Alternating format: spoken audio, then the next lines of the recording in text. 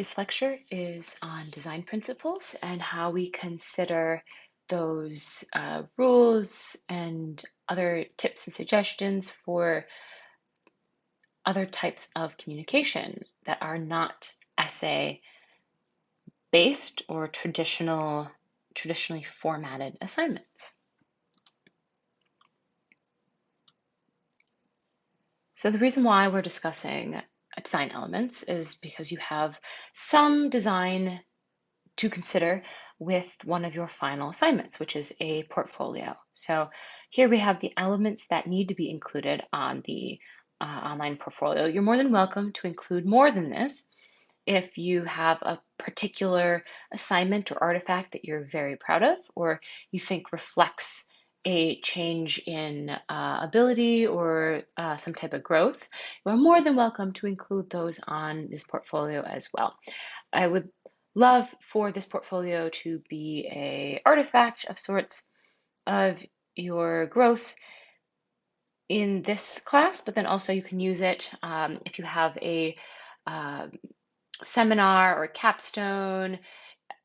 But when you finish your degree program, you might need artifacts to show growth over your program, and this would be an excellent way to do it. So not just for this class, but it might also come in handy for other classes when you need to show how you've grown and developed as a college student.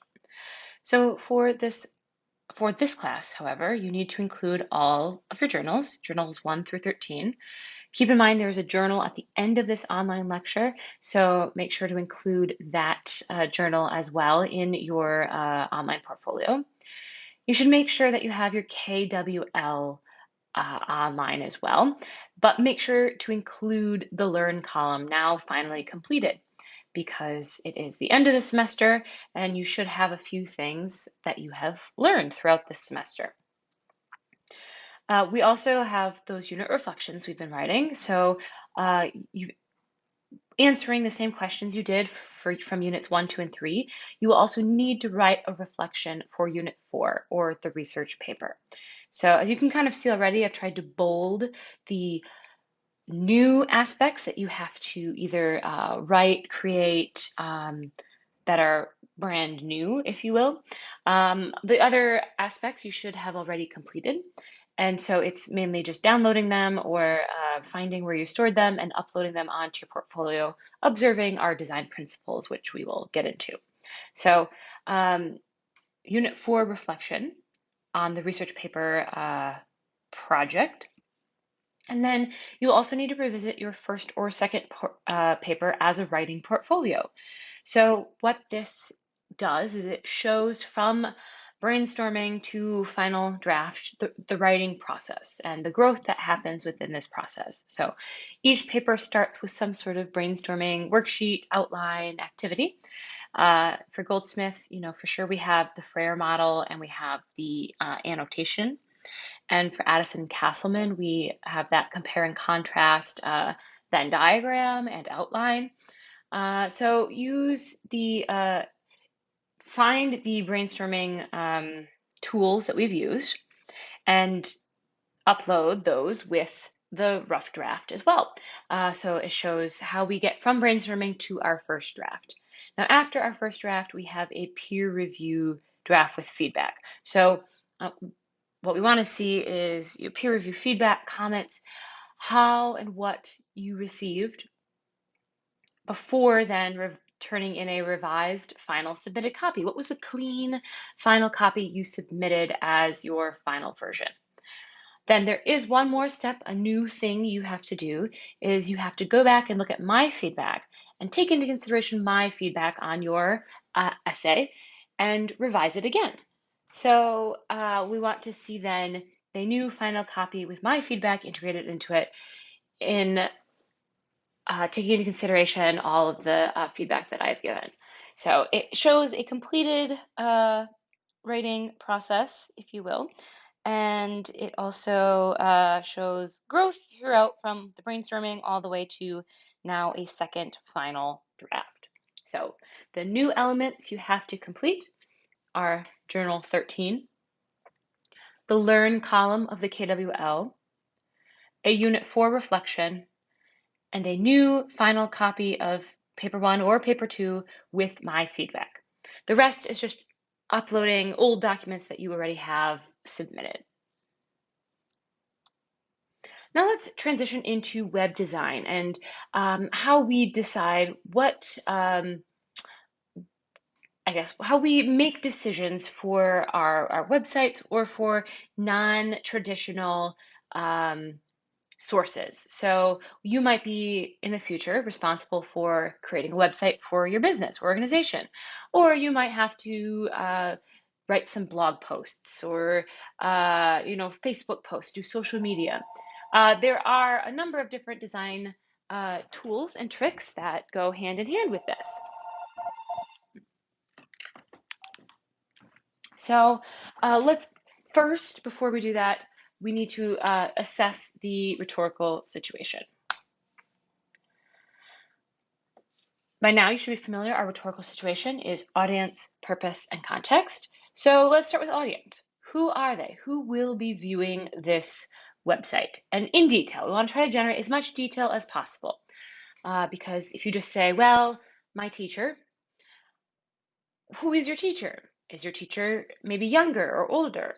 That might change how you make choices. If I'm designing a website for my grandmother to use, I'll make sure the text is large and easy to read on a screen, and also very easy to navigate. Less buttons, less clicking around, a lot of large text and images. So try to think who your audience might be in detail. And then consider their aims and goals for accessing your document, your website, your social media post, whatever it might be. Why are they doing this? So what do they already know? What do you want them to know? And what do you want from them?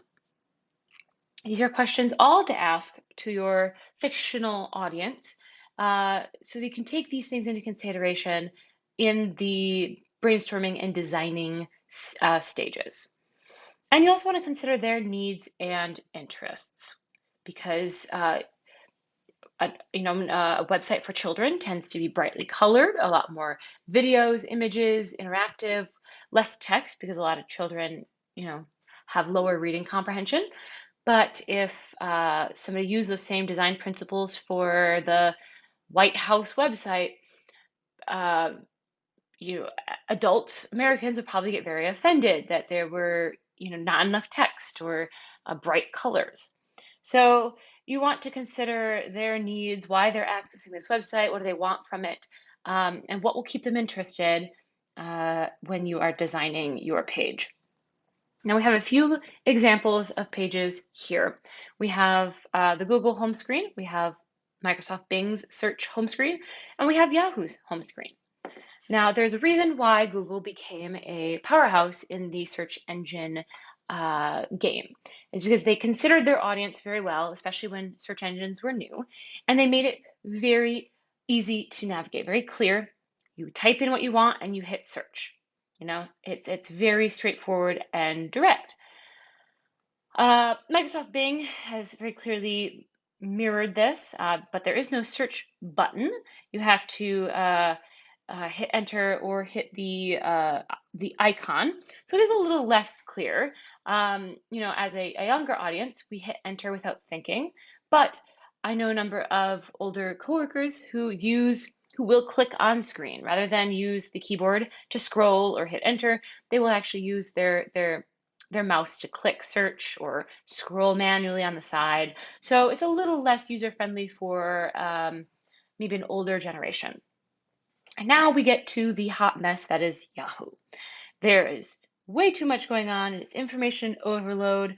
The search bar is almost buried in the top. The top is very important real estate on the screen, but at the same time, there are bigger images, there's too much text, there's weather, there's a scoreboard for sports, there's news, there's your mail you can access, trending. It's just overloaded and very difficult to use. And people really don't use Yahoo to search that much anymore.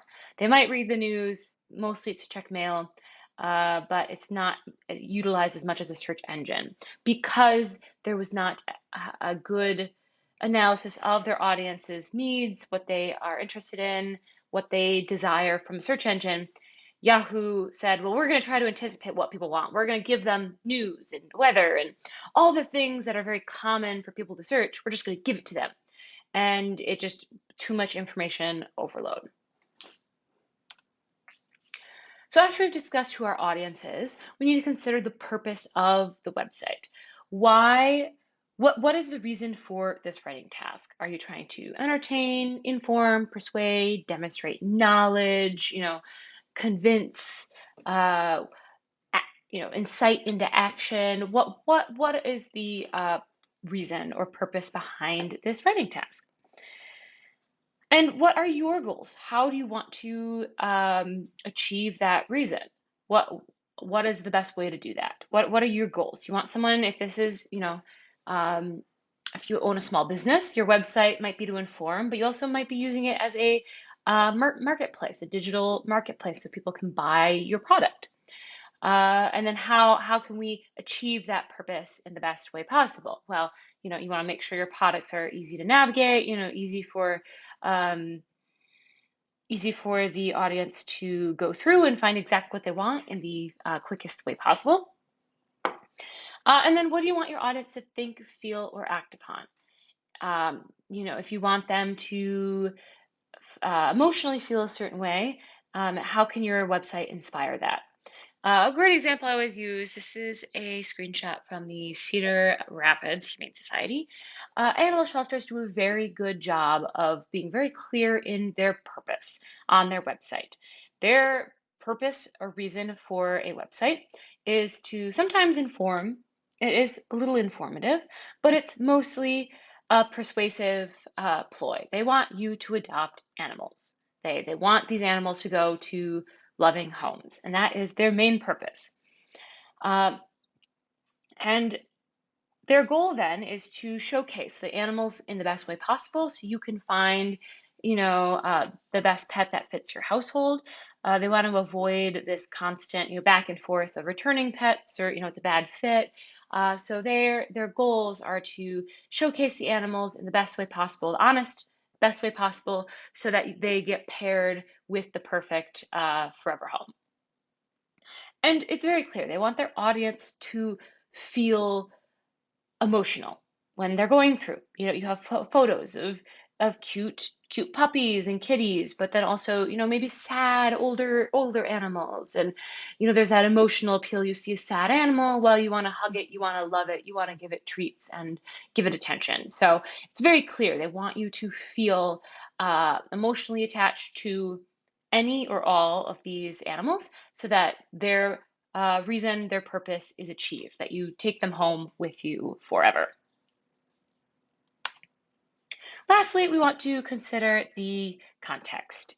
What is the genre or type of content and tone? For this portfolio, it is a website portfolio. It's a personal school website portfolio. It's a specific genre. And it has a certain type of content that you are required to put on there. But there also, you might want to consider different tones you can take. Are you trying to be professional, studious, fun, quirky, snarky, very personable? There's different tones you can take with your portfolio. Even though it is a certain genre, this is very specific to the classroom. You could take a more casual tone, or you could take a more professional tone if this is something you might consider using in a professional, personal website in the future. When we consider type of content, it's important to note that websites include text, graphics, videos, apps, sound. It's a wide diversity of content that you do not get in traditional papers. So make sure that you don't have to use every single one, but make sure that your website isn't just a wall of text, or it's not just all video, because we want to mix content as appropriate for the genre that you are writing in. And then what is your attitude, which is very similar to the tone. You want to not just show your attitude towards the content itself, but also an attitude that your readers will get to know you as.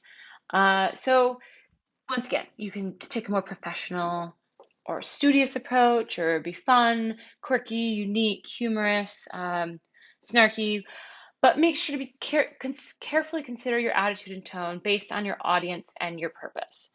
Um, BuzzFeed gets away with quirky and humorous. That is their website's main attitude and tone. If the New York Times tried to pick up that attitude and tone, it would be very off-putting for their audience who wants more serious news journalism. So it's very important to consider the audience and the purpose when assessing what tone and attitude you want to show your audience. And lastly, what is your overall look, vibe, or vision? And we're going to get into this with our different design tools, but we want to have a consistent overall look or vibe, vision, whatever you might call it, to these non-traditional projects with a traditional essay style writing. It's pretty standard. The overall look needs to be in MLA style guide formatting. It needs to have very discrete paragraphs and a very certain structure, a works cited. There's a lot about the overall look that is decided for you based on the style guide, which can be very nice because you don't have to worry about these details. But some people find it limiting in a way. So in this project then, on the web and with non-traditional writing assignments, you get to decide this, but you need to be consistent and decide an overall look as well. We can also roll in some of our tools from our textbook. These tools aren't just for standard writing assignments, but we can consider them for web and other sources as well. So one of the biggest examples is using a title as meta commentary. The title of your blog should tell the main point and also comment on itself. What can the readers expect? If necessary, you can use a subtitle that provides further explanation. But if you use one or both, it needs to be descriptive and interesting at the same time. So we have an example towards the bottom. Google's blog is called The Keyword. So it's kind of quirky, it's interesting because, they're a search engine and we call it, keyword search a lot. So they call it The Keyword, which makes that connection in a cute, short sort of way. And they do have a subtitle, if you will, underneath that, and it's discover all the latest about our products, technology, and Google culture on our official blog. So we now know that if I access this blog, it's called The Keyword. It's all about Google keyword searching, and I'm going to learn more about their products, their technology, and the Google culture. So this is a very clear title. It could be a little bit clearer, but it is cleared up through the subtitle as well. So something to consider then, if your portfolio is just called My Portfolio, well, who is the my? Um, and what is this portfolio for? Is it an art portfolio? Is it a video? Is it, movies? We know it's composition. So is it writing? You should be a little more clear than just saying my portfolio. So think about the titles as meta commentary as we've done throughout the semester for our papers, and apply those tools to our website portfolio as well. And a question for you to consider as you're watching this is also, what other elements of writing can we also relate to our website design? What other tools, templates we've learned over the semester that you can also utilize for an online portfolio? Now let's dive into the more specific content to the website itself. Throughout this, I tried to find as many examples as possible so you can see through the text what tools we should use, but then you can also see visually how this works and how this plays out on different websites. So ultimately, what I think is the most important is consistency and clarity throughout the entire project, from page to page, within a page itself. Um, whenever you click on something, it has the same consistency and easy to use ability or clarity. Now, tools we can do to achieve this consistency and clarity, we can use consistent colors, consistent backgrounds, fonts, graphics, layouts, or templates. And the clarity aspect then of this as well is we want to make sure it's not too big or too small or too difficult to read, or overwhelming amount of one thing and not enough of the other. So clarity in this sense is all about visibility and accessibility. And then the consistency aspect is also we send the same message.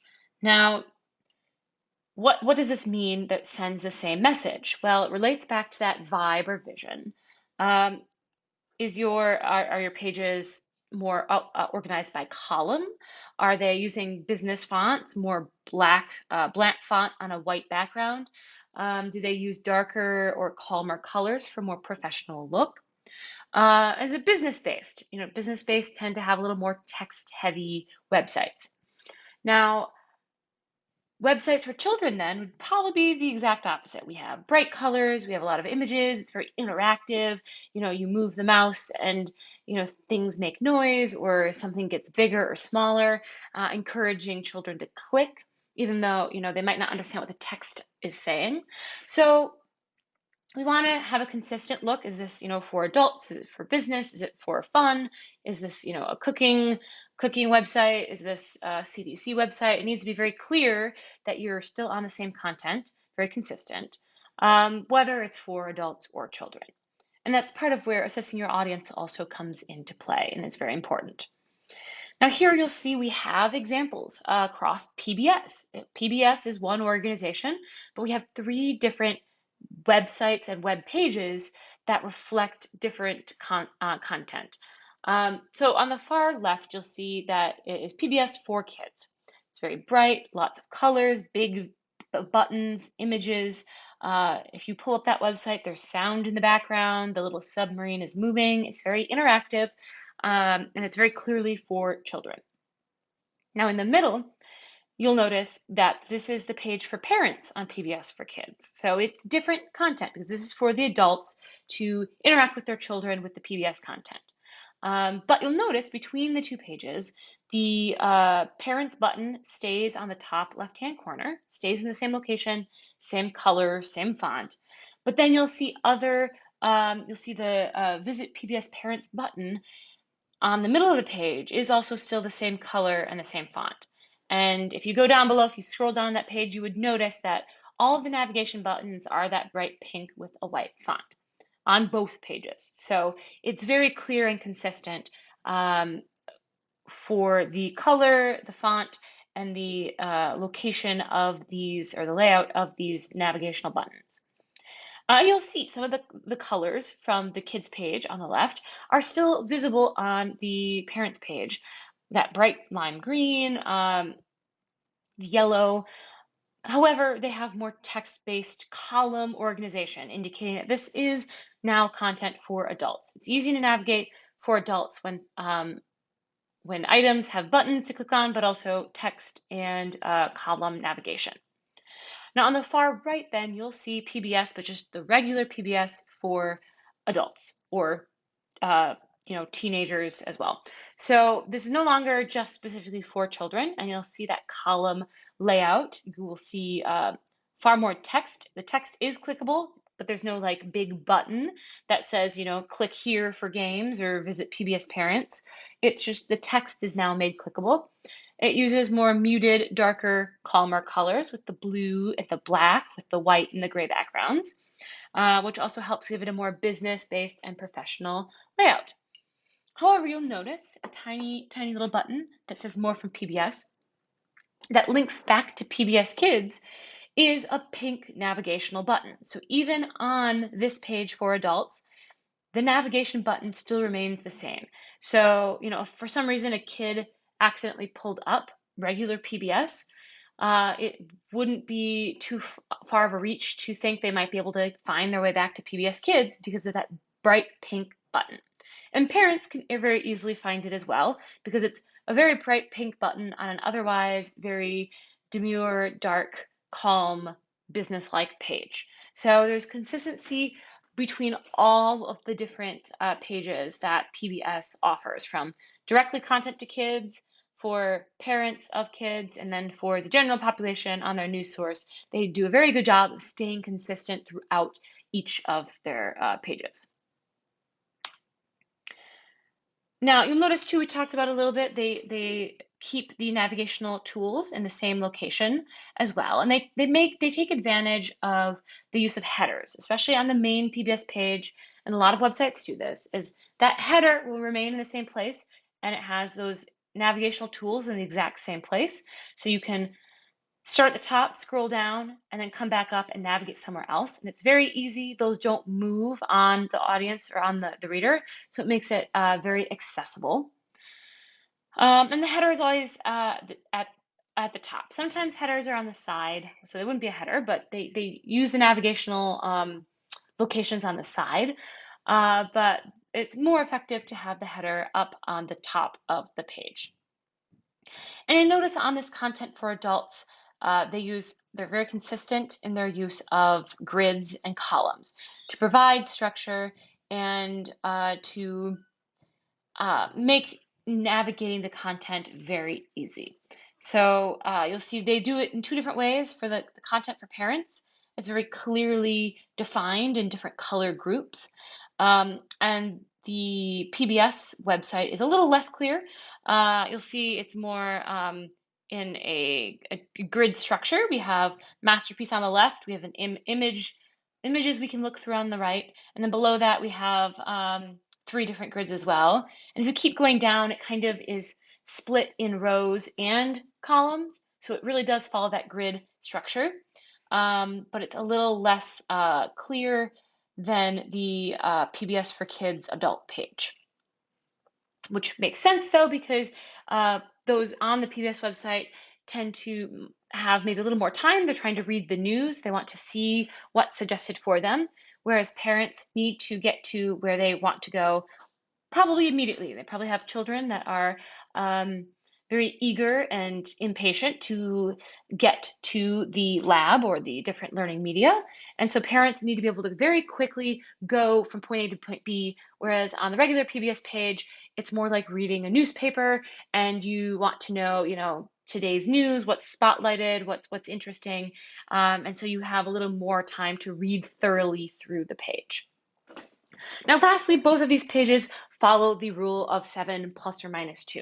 So this is a rule that they say where you shouldn't have lists or steps or groups of information in more than 7 plus or minus 2. So you can go up to 9 at the absolute maximum, and you can go down to 5 at the minimum. So you should have what this ultimately means is that you should break information down into manageable chunks. And you can see both of these sites do that really well. With the masterpiece on the top right, it has a caption and then it breaks it down into 3 different links. It's very easy to navigate. So we have our basically our 5 pieces of information. We have the title, Atlantic Crossing Masterpiece. We have the caption, Martha is pressured to exploit her friendship with the president. And then we have 3 different links as well. So that is following our rule of 7. Now, another important aspect that we don't always consider is how we navigate and interact with websites. How easy is it to move between your different pages, your different artifacts, your documents, your images, and your other visual content, your videos and, maybe apps, audio, whatever it might be. There's a really great textbook about web design, and this author, Joel Sclair, makes the argument that your design, your navigability is your single most important fact in determining the success of your site. Because if users can easily access your website, they will stay and they will interact. If it's complicated or difficult to use, they won't. They will leave. So it's very critical to keeping your readers and audience engaged on your site is making it easy to navigate and easy to interact with. So then when you're considering this, you have a lot of information you need to include. Well, how should you think about this? Well, you should make sure to take advantage of column headers, linked text. So instead of just putting the artifact in there or pasting the web link in, you should just put the text in and hyperlink from the text instead of just copying in website URL links. You should also take advantage of writing short descriptions for each little section. And then you should organize the information by either clearly related groups or make sure it's a clear division of separate groups with using color, white space, and images. So you'll see here on National Geographic that they do this very clearly. So we have a column header up at top. Right now we're on all stories, or we could go to specific related groups in series. But if we look at all stories, we'll see that these texts, you can click on them to link to read the full description.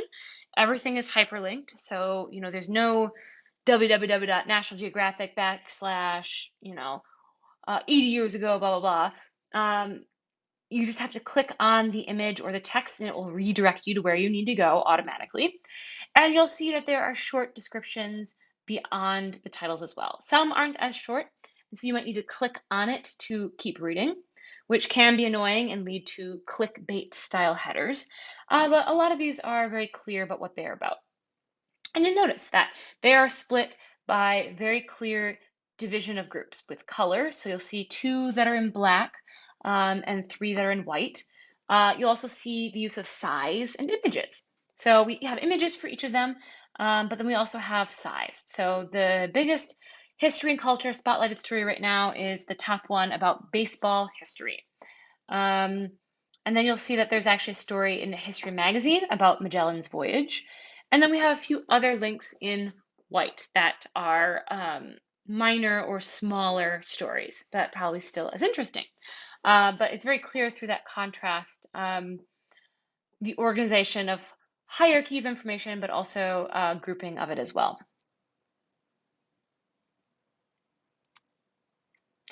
Another thing to consider is the organization of the page itself. So the most important information should go center page or actually at the top of the page. That's why navigation bars at the top are very helpful because that is the second most important location on the screen. And so if it's not in the middle page, readers tend to look up at the top. So having a navigational bar or other important information, that's why if there's a news flash or news warning or update to something, they always put it as a running header at the top because that's where most people will be able to see it. So consider where you put information because the middle of the page is the most important, top is the second most important, and then you get the right column, bottom, and left column. The left column is actually the least viewed portion of the page. You should also consider the reading habits of your audience. So you'll see 2 examples here. On the left, we have paper-based reading habits. This is for readers who grew up reading the traditional style newspaper, and you read it differently than you would read a book or a now website.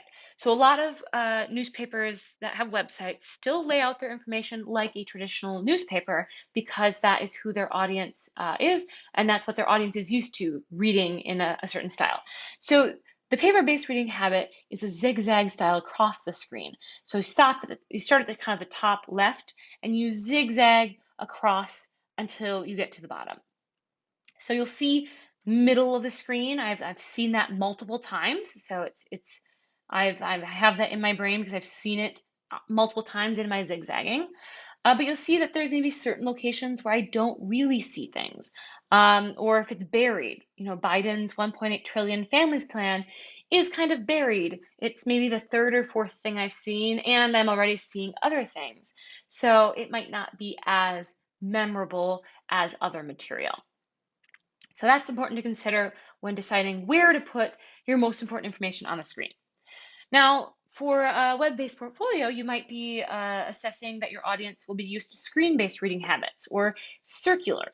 So you start at the top left or the left side of the screen, and you go clockwise to the bottom left. So you can see Wikipedia, they organize their homepage in a very circular screen-based reading habit style. We have the 4 columns, the 4 grid squares, and it's very easy to read in a circular manner and actually encourages that circular screen-based reading habit. Ultimately, whatever you decide to do, whether paper-based reading or screen-based reading, you want to follow the 3-click rule. You never make the reader click more than 3 times to get to the content they want. If you do, they tend to abandon ship. They will leave your website, but also they'll just get very frustrated and angry that they click on this newspaper article and then they have to decline a subscription, that they have to, decline or accept ads, accept cookies, and they've clicked 3 or 4 times before they can just get to the article. Something that appears like it should be one click. I click on this hyperlink and I get to the article I want, all of a sudden turns into a multi-click process, and your readers might just abandon and stop reading, or they'll get very angry and frustrated with your content. So follow the 3-click rule. Never more than 3 clicks to get where you need to go. Now, lastly, just because this is a online portfolio doesn't mean we don't have to follow some basic writing guidelines. We always need to proofread our content. We always need to go through what has been written and proofread it for proper and standard English grammar and spelling. And you always want to look at the finished published product. Once you publish it, you want to look at it from the reader's view, not just the editor or publisher view, because things will change. Links will not work, or text will not be visible. Things will be different in reader view, and you'll be very surprised. So always make sure you go through your published product, make sure your links work as they're intended, that your audience gets navigated where they need to go. And then once again, proofread the text on your navigation buttons, proofread your headers, proofread every aspect of your website. We also want to avoid overloading the audience. Just because you can doesn't mean you should. So just because you can make a text zoom across the screen or ripple in a fake breeze or make things shiny and sparkly or add music doesn't mean you should actually do that, because you can overload your audience with the fun effects. You can also overload your audience with just pages of text. This is not a paper. This is not a print artifact. This is an online source, and you need to write for online websites, not a paper. So it's a very different context, a very different genre. You need to assess that, because just writing pages upon pages of text will also overload your audience as well. And then make sure to use the intertextuality of websites. Make sure to include images, videos and sound where appropriate, and text broken down into manageable chunks. Make sure to strategically take advantage of the different tools you have in your tool belt. Lastly, too, also don't forget an introduction following your good title. This usually provides the purpose of your website. It's a paragraph or two expanding on the title, what readers can expect, why this project, what's, what it needs to achieve, that sort of thing.